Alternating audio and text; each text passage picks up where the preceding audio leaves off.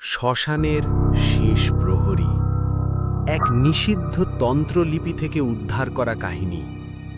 শ্মশানের ঘণ্টা, ঢং ঢং ঢং, দূরে শিয়ালের ডাক, আর হাওয়ার সাথে ভেসে আসা ফিসফিস, ফিরে যা, এখানে কেউ বাঁচে না। বাংলার এক প্রত্যন্ত গ্রামে একটা শ্মশান আছে। লোকেরা নাম নেয় না, শুধু বলে ওখানে শেষ প্রহরী থাকে। দিনে শ্মশানটা সাধারণ, কিন্তু সূর্য ডোবার পর ওখানে আর কেউ যায় না। কারণ যে গেছে সে হয় ফিরে আসেনি, অথবা ফিরে এসে কথা বলা বন্ধ করে দিয়েছে। এই ঘটনার খবর পৌঁছায় এক বৃদ্ধ তান্ত্রিকের কাছে। লোকেরা যাকে ডাকে শ্মশান বিদ্যার গুরু। গ্রামের বুড়োরা বলতো, অনেক বছর আগে এক তান্ত্রিক এই শ্মশানে এমন এক তন্ত্র সাধনা করেছিল যার জন্য সে নিজেকেই উৎসর্গ করেছিল। মৃত্যুর পরও তার আত্মা শ্মশান ছাড়েনি। সে এখন শেষ প্রহরী, যে শ্মশানের ভেতর ঢোকা আত্মা আর জীবিত মানুষের মাঝে সীমানা টেনে রাখে।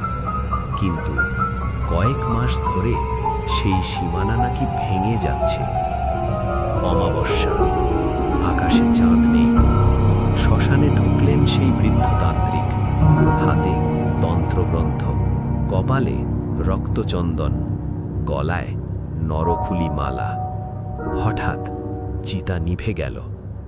পেছন থেকে কণ্ঠ, ভাঙা, ভারী, মৃত। এত বছর পর কেউ আমার নাম নিয়ে ডাকল। তান্ত্রিক ঘুরে দাঁড়ালেন, দেখলেন এক লম্বা ছায়া, মাথায় জটা, চোখে আগুন, শরীর আধা পোড়া। শেষ প্রহরী। শেষ প্রহরী বলল, আমার শপথ ভাঙছে, কেউ আবার কালো তন্ত্র করছে এই শ্মশানে। যদি শপথ পুরো ভেঙে যায়, তাহলে শ্মশানের আত্মারা গ্রামে ঢুকে পড়বে, আর তখন মৃত আর জীবিতের মধ্যে আর কোনো তফাৎ থাকবে না। এই শপথ বাঁচাতে হলে একজনকে প্রহরীর জায়গা নিতে হবে। তান্ত্রিক চুপ করে রইলেন। হাওয়া থেমে গেল, পুকুর কাঁদছে, মাটির নিচ থেকে হাত বেরোচ্ছে। শেষ প্রহরী ধীরে বলল, এটাই নিয়ম, একজন যায় আর একজন আসে। তান্ত্রিক চোখ বন্ধ করলেন, নিজের মন্ত্রপাঠ শুরু করলেন। ওম হ্রিম শ্মশান বালায় নমঃ। হঠাৎ ভয়ঙ্কর আলো, চিৎকার, শ্মশান কেঁপে উঠল। যখন সব শান্ত হল, শেষ প্রহরী নেই। তার জায়গায় দাঁড়িয়ে আছে সেই বৃদ্ধ তান্ত্রিক, চোখে আগুন, শরীর স্থির।